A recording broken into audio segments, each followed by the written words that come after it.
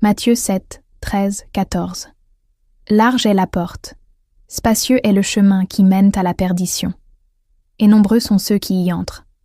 Étroite est la porte, resserré est le chemin qui mène à la vie, et peu les trouvent. Je sais que vous ne croirez peut-être pas ce que je vais vous dire, et ce n'est pas grave. Je ne voulais pas y croire non plus quand ça m'est arrivé. Mais je vais vous dire une chose. Si vous regardez cette vidéo, c'est parce que le Saint-Esprit vous a amené ici. Ce n'est pas un algorithme. Ce n'est pas une coïncidence. C'est un appel urgent, un avertissement divin, car ce que j'ai vu a tout changé, et je suis ici par obéissance. Par obéissance à une voix qui criait en moi, pendant que le monde dormait, avertissez mon Église. Ils ne sont pas prêts, et cet avertissement a à voir avec ce qui est sur le point de se produire très bientôt, et dont beaucoup se moquent encore, ignorent ou prétendent qu'il s'agit simplement d'une autre doctrine oubliée. Cette nuit-là, je ne jeûnais pas, je ne priais pas, et n'attendais pas de révélation. J'étais fatiguée, frustrée, vivant ma foi comme beaucoup aujourd'hui, la Bible fermée et le cœur occupé. Mais quelque chose m'a réveillée. C'était comme un poids, comme si le ciel tout entier me fixait. Je n'ai entendu aucun son, je n'ai vu aucune lumière. Je l'ai juste ressenti, comme si j'avais été arrachée au présent et projetée dans le futur. Soudain, j'ai vu ce qui semblait être le début de l'enlèvement. Mais ce qui m'a le plus frappé, ce ne sont pas ceux qui sont montés, mais ceux qui sont restés. Et leur nombre était impressionnant. C'est à ce moment-là que j'ai entendu la phrase que je n'oublierai jamais. Peu se lèveront, très peu. Et puis, comme un écho venu d'en haut, une autre voix déclara « Seuls 3% seront prêts ce jour-là. » Je me figeai. Mon esprit essaya de discuter. Mon âme se mit à pleurer. Parce que je comprenais. La plupart de ceux qui se disent chrétiens ne monteront pas.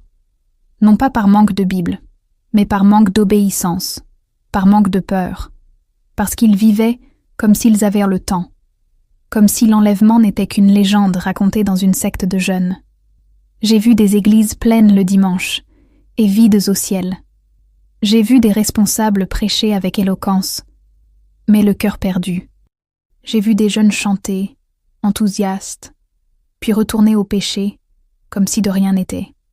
Et au milieu de tout cela, Jésus m'a montré quelque chose de terrifiant. Une foule frappait aux portes du paradis, criant « Seigneur, Seigneur !» Mais entendant de l'autre côté « Je ne t'ai jamais connu !» Cette scène m'a déchiré intérieurement, car j'ai reconnu des visages, des frères, des amis, des gens bien, des gens qui aimaient chanter le paradis, mais qui détestaient vivre une vie sainte. Et puis, la confrontation la plus dure est arrivée. Parce que dans cette foule, j'étais là aussi. C'est vrai. Moi qui croyais être debout. Moi qui publiais des versets. Moi qui disais « Gloire à Dieu » à chaque culte. Moi qui dirigeais le culte, qui donnais des conseils spirituels. Mais j'avais laissé la parole devenir un ornement, non une épée. J'étais de ceux qui restaient, non par manque de foi, mais par vanité excessive, pour avoir vécu une foi sélective, pour avoir choisi ce à quoi obéir et ce qu'il fallait ignorer, pour avoir déguisé ma froideur sous l'apparence de la spiritualité. À ce moment-là, le Saint-Esprit m'a parlé comme jamais auparavant. Tu avertiras, tu raconteras ce que tu as vu, tu réveilleras ceux qui dorment, car le temps presse. J'ai grimacé, j'ai pleuré, j'ai imploré le pardon, et on m'a confié une mission, avertir, une mission, crier avant que le silence ne s'installe. Et c'est pour cela que je suis là. L'extase n'est pas une fable, ce n'est pas une métaphore, elle est imminente. Et quand elle se produira, 97% ne seront pas prêts. La question est, l'êtes-vous ? Dans la vision que j'ai reçue, il n'y avait aucune confusion, il n'y avait aucun débat théologique, il n'y avait plus de temps pour le doute. Ce que j'ai vu était une séparation visible, claire et définitive. Une ligne spirituelle séparait ceux qui montaient de ceux qui restaient. Et cette distinction n'était pas fondée sur l'apparence, la position dans l'Église ou le nombre de fidèles. C'était une ligne tracée dans l'esprit invisible aux yeux humains, mais éclatante aux yeux de Dieu. C'était la ligne d'obéissance. Et ceux qui ne l'avaient pas vécue avec renoncement, avec sainteté, avec vérité, sont simplement restés, même s'ils avaient prêché, même s'ils avaient chanté, même s'ils avaient prié. J'ai vu une foule confuse, des gens paniqués, des dirigeants en quête d'explications, des téléphones portables sonnant sans réponse, des familles déchirées par l'absence soudaine d'enfants, de parents ou de frères et sœurs. Et au milieu de ce chaos, une douleur déchira mon cœur, la douleur de réaliser cela. La plupart de ceux qui sont restés n'étaient même pas athées. Ils étaient religieux, des gens qui connaissaient les Écritures, mais ignoraient le Dieu des Écritures. Des gens qui savaient réciter les promesses, mais ignoraient obéir aux commandements. Des gens plus préoccupés par leur ministère que par leur âme. Et puis, comme si le ciel me montrait une scène au ralenti, j'ai vu l'enlèvement se produire. C'était comme une attraction divine. Certains corps se transformèrent, s'envolèrent, avec une légèreté inexplicable. La paix se lisait sur les visages de ceux qui s'élevaient. Une paix que je n'avais jamais vue sur terre. Mais ce qui me détruisit le plus, ce fut de voir les visages de ceux qui restaient. Le choc, le désespoir, le cri qui ne voulait pas sortir, la tentative de courir après eux. Trop tard, j'avais le sentiment que Dieu avait attendu jusqu'à la dernière seconde. Mais le temps était écoulé. J'ai vu des temples fermés, des autels sans lumière, des pasteurs partis, et d'autres qui restaient, des cœurs incomplets, des instruments silencieux, des chairs vides. Mais le plus choquant, c'était de voir des gens dire « J'ai toujours cru » et une voix répondre « Mais vous n'avez jamais obéi ». À cet instant, j'ai compris que l'enlèvement serait le jugement le plus silencieux de l'histoire. Il n'y aura aucun avertissement, aucune excuse, ce sera soudain. Et beaucoup seront trop occupés pour le remarquer, occupés par leur vanité, par les débats, par les apparences, par eux-mêmes. Et puis, dans cette même vision, le Saint-Esprit m'a dit quelque chose qui résonne encore en moi aujourd'hui. L'enlèvement ne sera pas décidé par ce que vous dites en public, mais par ce que vous pratiquez en secret. Cela m'a profondément blessée, parce que j'ai réalisé que beaucoup de choses dans ma vie n'étaient qu'une mise en scène, une foi manipulée pour que les autres la voient. Mais en moi, il y avait un manque de vigilance. Il manquait d'huile. Et je me suis souvenu de la parabole des 10 vierges. Elles étaient toutes vierges. Elles avaient toutes des lampes. Mais seulement 5 avaient de l'huile. Et seuls ces 5-là sont entrés. Les autres entendirent. La porte est déjà fermée. C'est alors que tout est devenu clair. La plus grande erreur du chrétien moderne est de croire que croire suffit, que ressentir suffit, que participer garantit déjà le salut. Mais Jésus n'a jamais exigé de résultat. Il a demandé la croix. Il a demandé le renoncement. Il a demandé l'obéissance. Et c'est ce que presque personne n'est prêt à offrir. Le ciel ne recherche pas des chanteurs. Il recherche des serviteurs. L'enlèvement ne prendra pas le peuple, mais les fidèles. Et si vous ne vivez pas comme un serviteur aujourd'hui, demain pourrait être trop tard. Le temps presse. La ligne est tracée. La séparation a déjà commencé. Après cette vision, je n'ai plus pu parler à personne pendant des jours. C'était comme si un poids invisible pesait sur moi. J'ai regardé les gens autour de moi et je me suis dit, ils n'ont aucune idée de ce qui les attend. Et la douleur qui m'a le plus déchirée a été de réaliser que tant de mes proches vivaient comme s'ils étaient assurés d'accéder au paradis, mais que leur vie ne montrait aucun signe de vigilance. Pas d'huile, pas de croix, juste l'étiquette, juste l'apparence. Et l'enlèvement ne répond pas aux étiquettes, il répond à l'obéissance. Le lendemain matin, alors que je pleurais en prière, le Saint-Esprit m'a dit quelque chose qui a brisé mon âme. Le plus grand silence qui s'abattra sur la terre ne sera pas celui de la mort, ce sera celui de l'extase.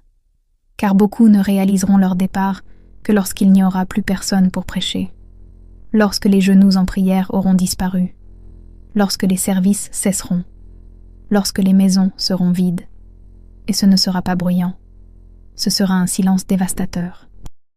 Un vide irréversible. Le son de l'absence de ceux qui ont été transformés.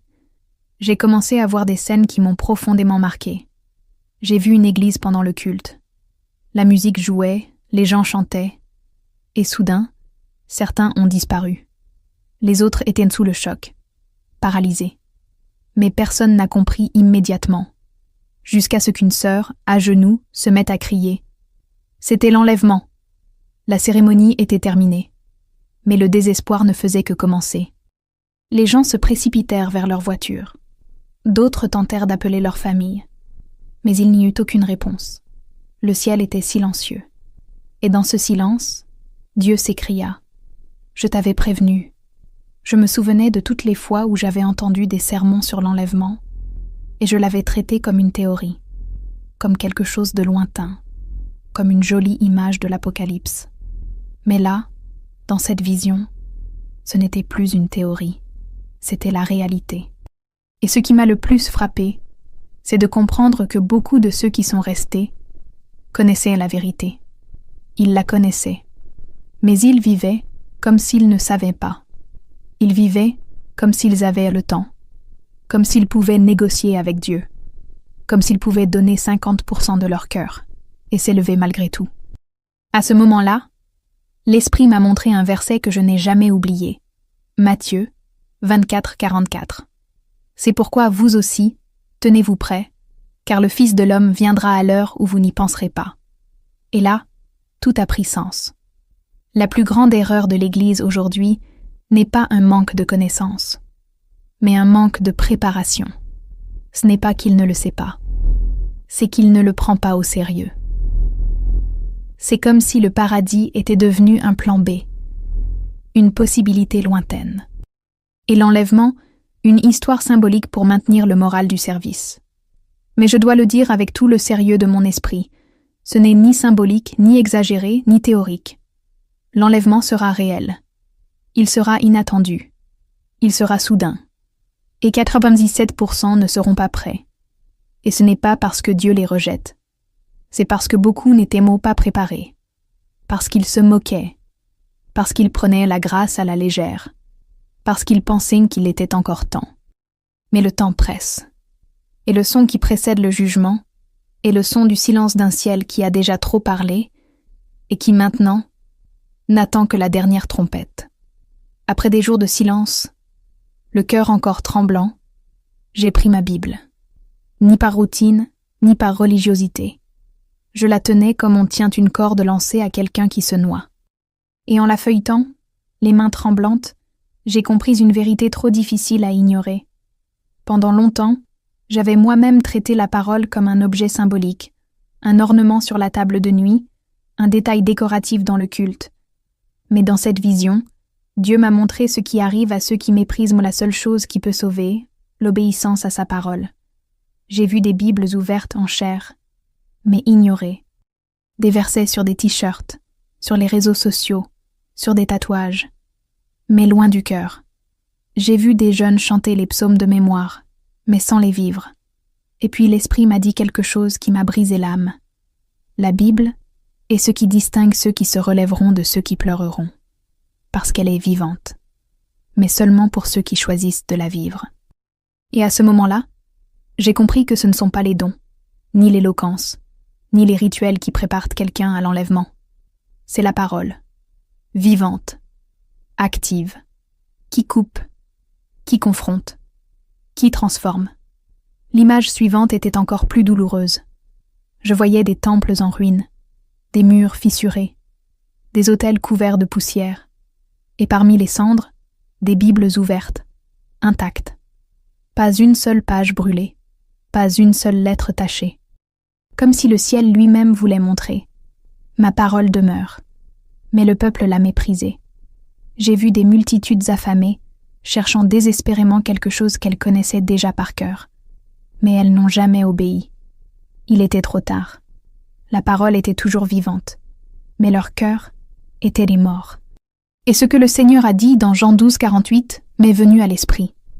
Celui qui me rejette et ne reçoit pas mes paroles a son juge. La parole que j'ai annoncée le jugera au dernier jour. Et c'était comme si ce verset sortait de la Bible et me transperçait. Parce que j'ai compris, la parole que beaucoup ignorent aujourd'hui sera la même qui les jugera demain. Et il n'acceptera aucune excuse. Il ne se pliera pas au goût, aux disciples ni aux titres théologiques. Il démontrera simplement, clairement, qui a vécu pour plaire au roi et qui a vécu pour lui-même. Dans cette vision, j'ai vu des jeunes qui savaient tout sur l'adoration, mais rien sur le renoncement. J'ai vu des prédicateurs qui savaient prêcher sur le ciel, mais qui ne savaient pas comment s'y préparer. J'ai vu des gens applaudir les sermons, mais se moquer des corrections. Et le Saint-Esprit m'a dit « Ils aiment les promesses, mais rejettent les commandements. » Et puis, j'ai compris que l'Église moderne aime la partie douce de la Bible, mais rejette la partie qui exige la sainteté. Ils veulent Jésus le Sauveur, mais pas Jésus le Seigneur. Ils veulent le ciel, mais sans la croix. Ils veulent l'enlèvement, mais sans surveillance. Et c'est là que j'ai compris pourquoi les 97% étaient ainsi. Ce n'est pas faute d'opportunité, ni faute d'avertissement. C'est par mépris de la vérité.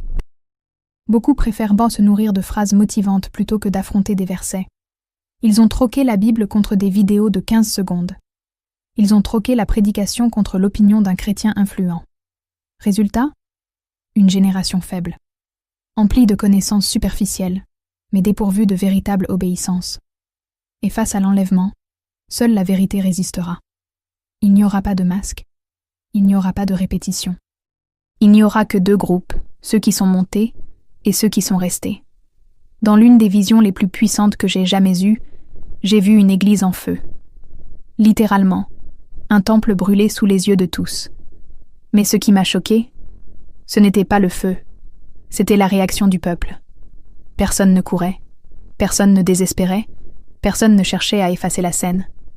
Au contraire, beaucoup étaient debout, filmant avec leur téléphone portable. D'autres souriaient, comme si c'était un spectacle. Personne n'a pleuré. Personne ne s'en est soucié. Et puis j'ai compris. Ce n'était pas un incendie physique. C'était un symbole. Un portrait spirituel. Une dénonciation silencieuse de la froideur qui s'était emparée de l'Église. L'incendie représentait la lente destruction de la foi authentique. La flamme de l'autel s'éteignait et personne ne s'en souciait. Les colonnes s'effondraient et les gens étaient distraits.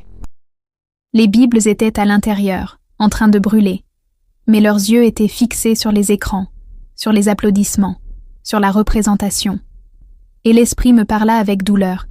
C'est la génération qui applaudit l'effondrement et le qualifie de liberté, qui troque la sainteté contre le divertissement, qui préfère regarder le temple s'effondrer, plutôt que de nier ses propres péchés. Cela m'a déchiré de l'intérieur. Au milieu du feu, j'ai vu un détail qui m'a mis à genoux. Une Bible ouverte, au centre de l'autel, épargnée par les flammes. C'était comme si Dieu disait « Ma parole est ferme, mais personne ne veut l'obéir. » Et je me suis souvenu de ce qui est écrit dans Hébreux 12, 29 « Notre Dieu est un feu dévorant. » Ce n'est pas un feu qui détruit les justes, c'est un feu qui révèle, qui purifie, qui dénonce. Et là, la Bible ouverte fut le dernier cri d'avertissement, mais personne ne regarda. Tous préférèrent assister à la destruction, plutôt que de plier et de capituler. J'ai vu des jeunes danser sous les cendres. J'ai vu des pasteurs applaudir un culte dénué de vérité. J'ai vu des responsables prêcher pour fidéliser leur auditoire, et non pour sauver des âmes. Et puis j'ai compris. L'enlèvement ne prendra pas ceux qui étaient dans les temples, mais ceux qui étaient dans la parole. Car beaucoup vivent dans des immeubles, mais ignorent le royaume. Beaucoup chantent « Maranatha », mais vivent de comme si Jésus ne revenait pas. Et le jour de son retour, il n'y aura pas de temps pour éteindre les feux spirituels. La seule flamme qui comptera est celle qui brûlait secrètement dans le cœur. Alors le Saint-Esprit me parla et je tremblais. Le problème n'est pas que le monde se soit refroidi, mais que l'Église s'y soit habituée. Nous vivons à une époque où la tiédeur est devenue une culture, où la vérité blesse plus que le mensonge, où la confrontation est considérée comme un jugement. Et dans ce climat de tiédeur, beaucoup dorment la lampe éteinte. Quand l'époux viendra, il sera trop tard pour chercher de l'huile. il sera trop tard pour tout recommencer. Car l'enlèvement n'attend pas ceux qui se réveillent tard. Il viendra, et la porte se fermera. C'est alors que j'ai compris la partie la plus difficile de cette vision. Ce n'est pas que Dieu rejette 97% des croyants. C'est que 97% d'entre eux ne veulent pas vivre comme une épouse. Ils veulent des bénédictions. Ils veulent la guérison. Ils veulent une position. Mais ils ne veulent pas la croix. Ils ne veulent pas être sanctifiés. Ils ne veulent pas perdre le contrôle. Et l'enlèvement sera une séparation entre ceux qui ont aimé la vérité et ceux qui n'ont aimé que ses bienfaits. C'est pourquoi Dieu m'a dit d'avertir, de crier, parce que le feu a déjà commencé. Et si vous n'avez pas d'huile, si vous n'avez pas de racines, si vous n'avez pas de parole, vous serez consumés avec le temple. Après cette vision de l'Église en feu, j'ai passé des jours avec une question qui me taraudait. Et si c'était aujourd'hui? Serait-ce à 3%? La réponse m'a dévastée. Car même si j'étais chrétienne depuis des années, même si j'avais dirigé un ministère, même si je connaissais la Bible, je savais que je n'étais pas prêt. Non pas selon le jugement des hommes, mais selon le jugement du ciel. Et ce fut le coup le plus dur. J'ai failli rester. Et je ne le savais même pas. Car l'enlèvement n'examine pas vos dons. Il examine votre cœur, votre vigilance, votre vie cachée à Dieu. J'ai commencé à me remémorer toutes les fois où le Saint-Esprit a tenté de me réveiller et où j'ai résisté. Je me suis souvenu des services où il m'a confrontée, mais je me suis endurcie.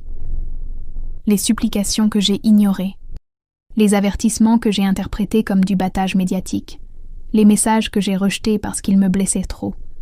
Et tout cela a commencé à s'accumuler, non pas comme un péché manifeste, mais comme de la froideur, de l'indifférence, de la complaisance. Et l'Esprit me l'a montré. La plupart de ceux qui restent ne sont pas de véritables rebelles.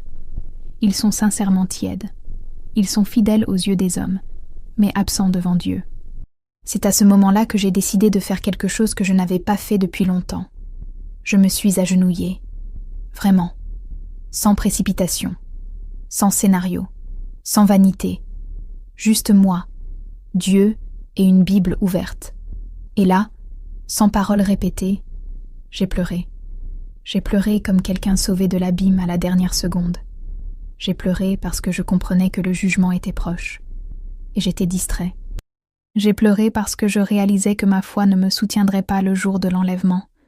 Et si je continuais comme ça, je serais abandonné. C'est là, dans cette prière, que le ciel a brisé le silence. Non pas par le tonnerre, non pas par des visions, mais par la paix. Une paix si forte qu'elle m'a brisé encore plus. Parce que j'ai compris que Dieu ne m'a pas montré tout cela pour me condamner, mais pour me donner une autre chance. Et peut-être qu'il fait la même chose avec vous en ce moment. Peut-être que cette vidéo, ce message, cette parole, est sa dernière corde, son dernier avertissement. Car il y a une ligne qui, une fois franchie, est irréversible. Et quand la porte se ferme, aucun argument ne pourra la rouvrir. Je me suis souvenu de la parabole des vierges. Elles s'endormirent toutes. Mais seules quelques-unes étaient prêtes. Le problème n'est pas de dormir.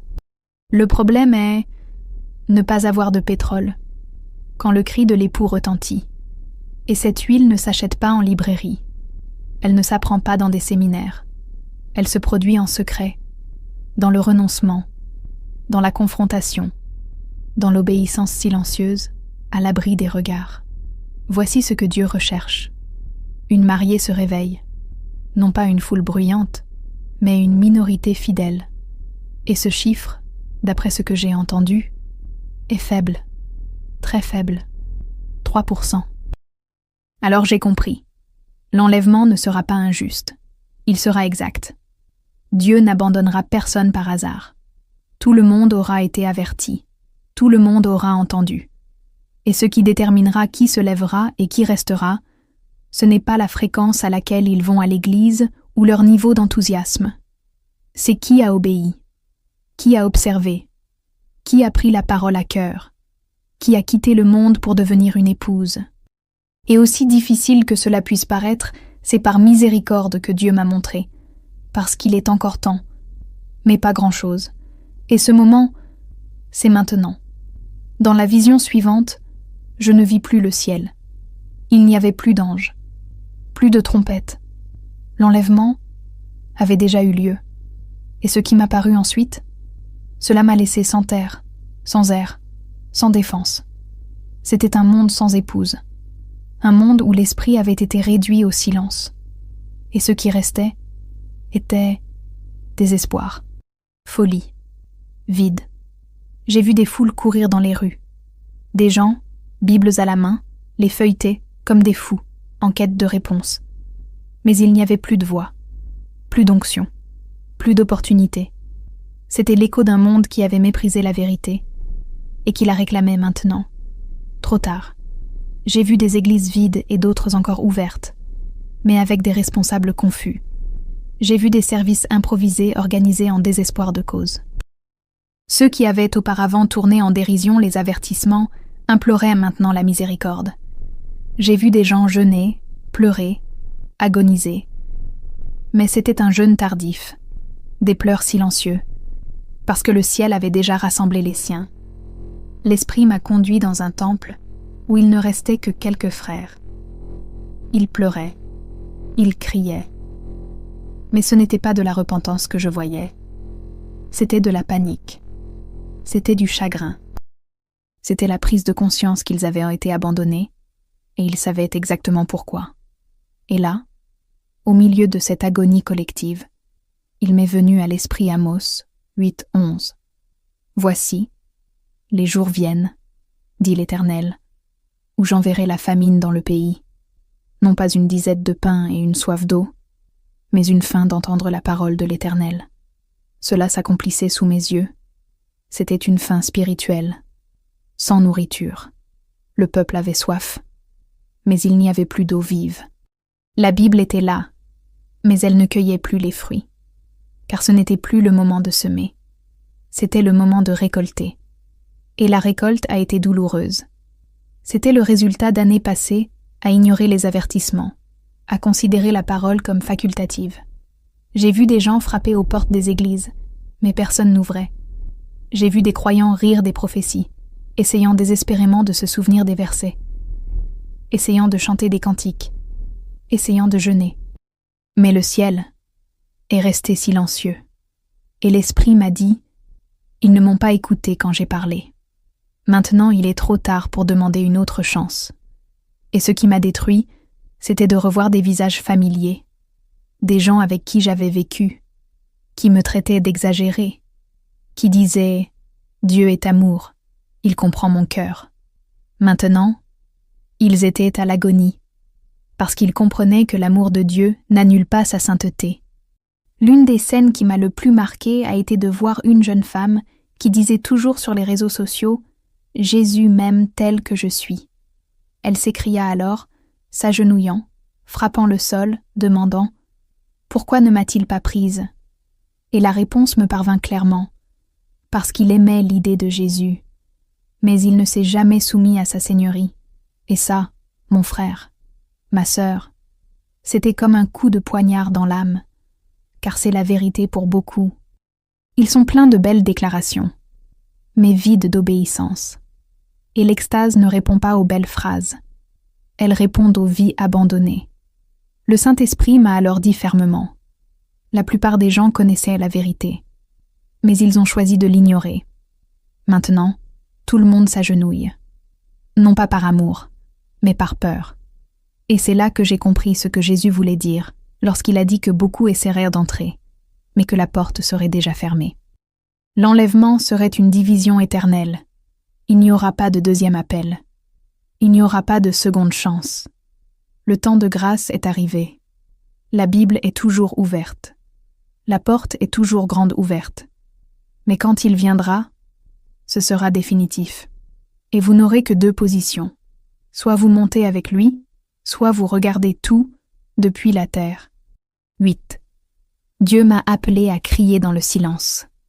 Après avoir vu cette foule en proie à l'agonie, cherchant Dieu trop tard, j'ai eu un pincement au cœur. Mon corps tremblait. Mon esprit se brisait en 1000 morceaux. Et là, Au milieu de cette douleur, j'ai clairement entendu la voix de l'esprit. Tu le diras, tu l'avertis, tu crieras avant que le silence ne s'empare de la terre. J'ai pleuré. Je ne me sentais pas digne. Je ne me sentais pas capable. Mais cette voix m'a transpercé comme un éclair, ne laissant place à aucun doute. C'était un envoi, une mission prophétique, un appel à réveiller l'épouse avant qu'il ne soit trop tard. À ce moment-là, j'ai compris que ma vie ne pourrait plus jamais être la même. Je ne pouvais plus prêcher ce qui plaît. Je ne pouvais plus chanter ce qui émeut. Je ne pouvais plus vivre une foi décorative. Le ciel m'a confié un fardeau. Un fardeau. Un message que personne ne veut entendre, mais dont tout le monde a besoin. Car la vérité est la suivante. La plupart des croyants d'aujourd'hui sont complètement distraits. Et si l'enlèvement a lieu maintenant, 97% resteront. Non pas parce qu'ils sont mauvais, mais parce qu'ils dorment, parce qu'ils traitent le saint comme un simple citoyen, parce qu'ils croient que le paradis est garanti à ceux qui vont à l'église. C'est à ce moment-là que j'ai réalisé, Dieu ne m'a pas montré tout cela pour m'effrayer, il l'a montré pour me réveiller, et pour réveiller les autres. Ce que vous entendez ici n'est pas une simple vidéo, ce n'est pas un scénario, ce n'est pas du théâtre. C'est un avertissement direct du trône, et ce n'est pas pour le monde, c'est pour l'Église, c'est pour moi, c'est pour vous, parce que l'enlèvement ne se fera pas par des annonces, mais par une séparation, en un clin d'œil, sans discussion, sans explication, sans temps pour corriger. Soit tu es prêt, soit tu restes. Et celui qui reste ne restera pas par erreur, il restera par choix. Dieu m'a fait comprendre quelque chose qui a détruit la dernière trace d'orgueil qui était en moi. Tu as presque réussi. Et s'il ne m'avait pas confronté, je penserais encore que j'allais bien. Je chanterais, prêcherais, sourirais encore, en route vers la damnation. C'est pourquoi je vous le dis, si ce message vous dérange, ne le rejetez pas. Car ce malaise est l'esprit qui essaie de vous réveiller. Et il vaut mieux être confronté maintenant que d'être abandonné plus tard. La Bible est toujours ouverte. Le temps de l'épreuve est encore disponible. Mais la ligne de séparation a déjà commencé à être tracée. Et là, m'inclinant devant la présence de Dieu, je répondis, « Seigneur, j'irai. Je vous avertirai. Même s'il se moque de moi, même s'il me méprise, même s'il me traite de radical. Parce que j'ai compris que le pire n'est pas d'être rejeté par les hommes. Le pire, c'est d'être rejeté par l'époux. Et si je peux, avec ce message, réveillez-en au moins un seul, pour vous réveiller à nouveau, pour retourner à la sanctification, pour vous réconcilier avec le ciel, alors cela en aura valu la peine. Car c'est ici le cri de Dieu aujourd'hui. Réveillez-vous, vous qui dormez, car le cri de l'époux est prêt à être entendu. La mission a commencé. L'avertissement a été donné. L'enlèvement approche. Et ma question, en écrivant ce témoignage, est simple et directe. Si Jésus revient aujourd'hui, montrez-vous? Si la réponse est le doute, la peur ou le silence, alors ce message est pour vous. Il est encore temps. Il y a encore de la grâce. Mais Dieu m'a dit, parlez maintenant, car bientôt il y aura le silence. Et quand le silence viendra, il n'y aura plus de vidéos, plus de sermons, plus d'opportunités. Il n'y aura que le ciel, avec ceux qui sont montés, et la terre, avec ceux qui sont restés. Après avoir accepté cette mission, Dieu a commencé à me montrer non seulement ce qui allait arriver, mais pourquoi tant de gens resteraient-ils? Et il n'y a qu'une seule raison. Cette génération a transformé la grâce en licence, et l'évangile en performance. Nous sommes entourés de gens qui parlent de Jésus, mais qui ne vivent rien de ce qu'il a commandé. Qui chantent « Viens me chercher », mais n'ont pas d'huile. Qui lèvent les mains le dimanche, mais vivent comme bon leur semble le lundi. Et l'enlèvement n'aura pas lieu en public. Il se déroulera en secret. Et il surprendra presque tout le monde. Je vois des jeunes qui prêchent leurs histoires, mais qui ne parviennent pas à surmonter la pornographie secrète. Je vois des gens qui font vibrer les foules par leurs louanges, mais qui vivent dans le ressentiment, l'envie et l'orgueil. Je vois des croyants qui récitent des versets, mais qui déshonorent l'autel avec leur langue. Je vois des dirigeants qui ont appris à manipuler les émotions, mais qui ne se sont jamais vraiment repentis. Et le Saint-Esprit m'a dit clairement, ils connaissent la vérité, mais ils la traitent comme si c'était juste un autre fragment. Et le ciel ne l'ignorera pas. Le jugement viendra, et il sera plus sévère pour ceux qui savaient, et ont choisi de ne pas obéir. Jésus m'a montré quelque chose qui m'a fait frémir. Cette génération sera la plus jugée de l'histoire, non pas parce qu'il a commis les pires péchés, mais parce qu'il avait le plus grand accès à la vérité. Jamais auparavant, il n'y avait eu autant de Bibles disponibles, tant de vidéos, tant d'avertissements.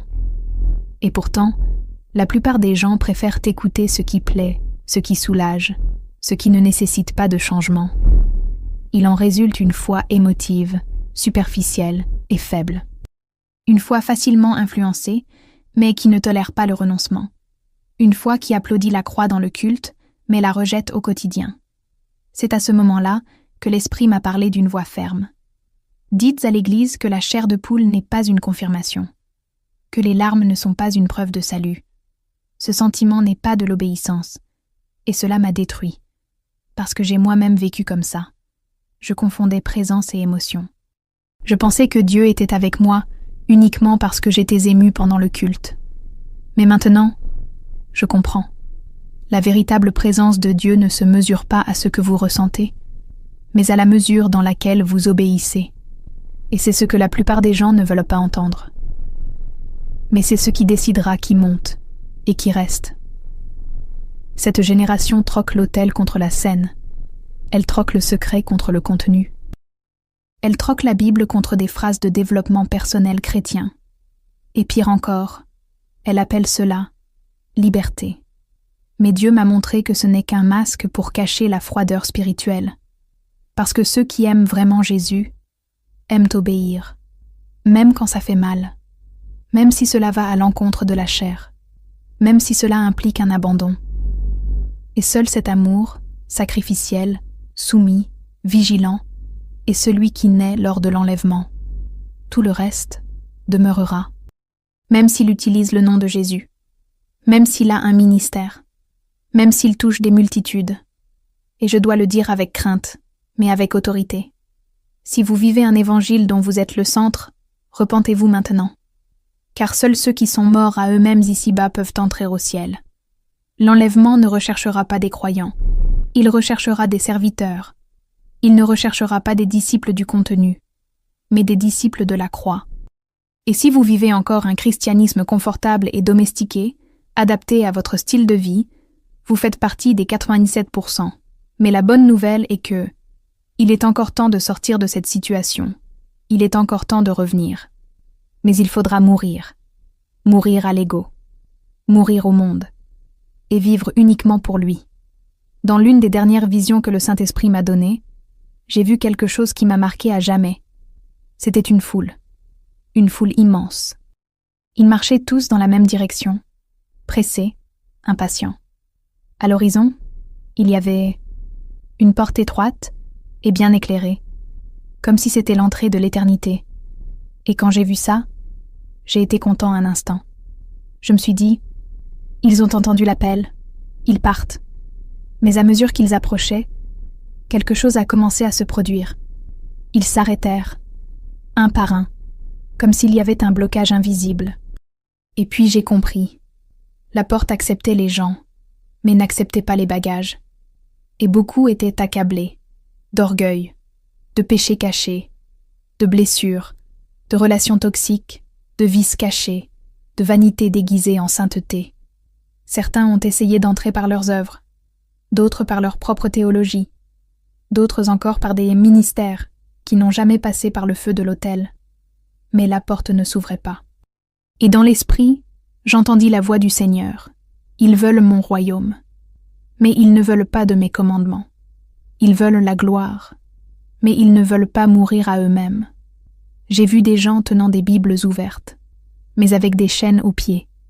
J'ai vu des jeunes lever les mains, mais avec des écouteurs sur les oreilles, écoutant tout ce que Dieu déteste.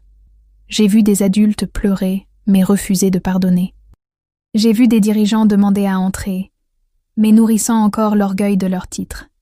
Et à chaque tentative de franchir la porte, elle a refusé, non pas par la violence, mais par la sainteté, par la pureté. Car ce qui séparait ceux qui entraient de ceux qui restaient, ce n'est pas Dieu qui a rejeté, c'est le cœur lui-même qui a refusé de se vider. À ce moment-là, cela m'est venu à l'esprit Matthieu 7, 13, 14. Large est la porte, spacieux est le chemin qui mène à la perdition, et beaucoup y entrent. Resserrée est la porte, resserré est le chemin qui mène à la vie, et peu les trouvent. Et ce qui m'a déchiré, c'est de réaliser que la plupart avaient déjà trouvé la porte. Ils ne voulaient simplement pas lâcher prise. Ils préfèrent continuer avec ce qui les sépare de l'époux, plutôt que d'entrer les mains vides et le cœur entier. C'est là que j'ai compris que la plus grande bataille de l'enlèvement ne sera pas contre le diable. Elle sera contre nous-mêmes, contre notre résistance au lâcher-prise, contre notre tendance à négocier, à relativiser, à justifier. Et la porte étroite ne répond pas aux excuses. Personne ne l'ouvre. Elle ne s'ouvre qu'à ceux qui sont prêts à se vider complètement, à ceux qui répètent sans cesse « Seigneur, rien de ce que je suis ne vaut plus que d'être avec toi. » Dans cette vision, j'ai vu quelques personnes franchir la porte. Très peu. Mais il y avait de la paix dans leurs yeux. C'étaient des gens ordinaires, des étrangers. Mais ils avaient un point commun, avaient appris à mourir avant l'enlèvement. Mourir pour le monde. Mourir pour les projecteurs. Mourir pour les applaudissements. Mourir de leur plein gré. Et ainsi, ils étaient allégés, libres, prêts. La porte étroite ne leur a pas refusé le passage, parce qu'ils n'ont pas tenté d'entrer autrement que par l'obéissance. Et c'est là que j'ai compris, ce n'est pas Dieu qui rend les choses difficiles, c'est nous qui sommes trop lourds. L'enlèvement ne demandera pas de force, mais de la légèreté, de la pureté, de l'abandon. Et si vous portez encore des fardeaux cachés, des secrets jamais confessés, des domaines que vous ne permettez pas à Dieu d'atteindre, tu t'arrêteras devant la porte. Tu pleureras, tu supplieras, mais elle ne s'ouvrira pas, car le paradis n'est pas pour ceux qui connaissent Jésus de bouche à oreille. Il est pour ceux qui lui obéissent en silence, en secret, quand personne n'applaudit, quand seul le paradis voit. C'est après cette vision de la porte étroite que quelque chose en moi s'est complètement brisé. Voyant cette foule bloquée, le Saint-Esprit m'a fait réfléchir, et ce que j'ai vu m'a détruit. Moi qui me croyais parmi les plus intelligents, moi qui dirigeais un ministère, moi qui disais « Seigneur, Seigneur » du bout des lèvres, mais qui résistais avec mon cœur. Moi, j'ai failli rester. Et le plus effrayant, c'est que je ne me rendais même pas compte de la distance. Je confondais mouvement et présence, donne et sainteté, émotion et transformation. Dieu m'a montré des scènes de mon propre cheminement, des services religieux où j'étais à l'autel, mais mon cœur était rivé sur les réseaux sociaux, des prières répétitives, un culte chargé d'action mais vide de dévouement, des conseils spirituels que je donnais aux autres mais qui ne s'appliquaient pas à moi. Et puis, la phrase qui m'a le plus blessée a retenti comme un coup de tonnerre dans mon esprit. Tu me connaissais, par oui-dire, mais tu ne m'as jamais laissé te transformer complètement. Et cela m'a déchiré, parce que c'était vrai. Mon évangile était sélectif, mon obéissance, conditionnelle, ma sainteté, superficielle. J'ai commencé à me souvenir de toutes les fois où j'avais justifié le péché. J'avais ignoré la confrontation. J'avais troqué la parole contre des opinions. Je m'étais caché derrière des versets qui servirent de bouclier à ma rébellion, déguisée en indépendance spirituelle. Et l'esprit continuait à parler. Tu as appris à paraître saint, mais tu ne m'as pas permis de brûler les impurs. Et je suis tombée à genoux, seule, sans que personne ne m'applaudît, sans que personne ne me regarde. Parce qu'à ce moment-là, j'ai compris que le plus grand miracle n'est pas de prêcher, de chanter ou de chasser les démons, c'est d'atteindre le ciel. J'ai aussi vu d'autres personnes qui m'accompagnaient dans mon ministère, des personnes que je considérais comme fortes, dignes de confiance, utilisées par Dieu. J'ai vu des pasteurs, des responsables, des intercesseurs, Et l'esprit m'a dit, « Ne les regardez pas, regardez la racine.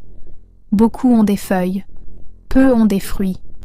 Beaucoup ont des stades, peu ont des autels. » Et j'ai compris que les critères de Dieu, ce n'est pas l'influence. C'est la loyauté. Ce n'est pas l'impact visible qui compte. C'est l'obéissance silencieuse.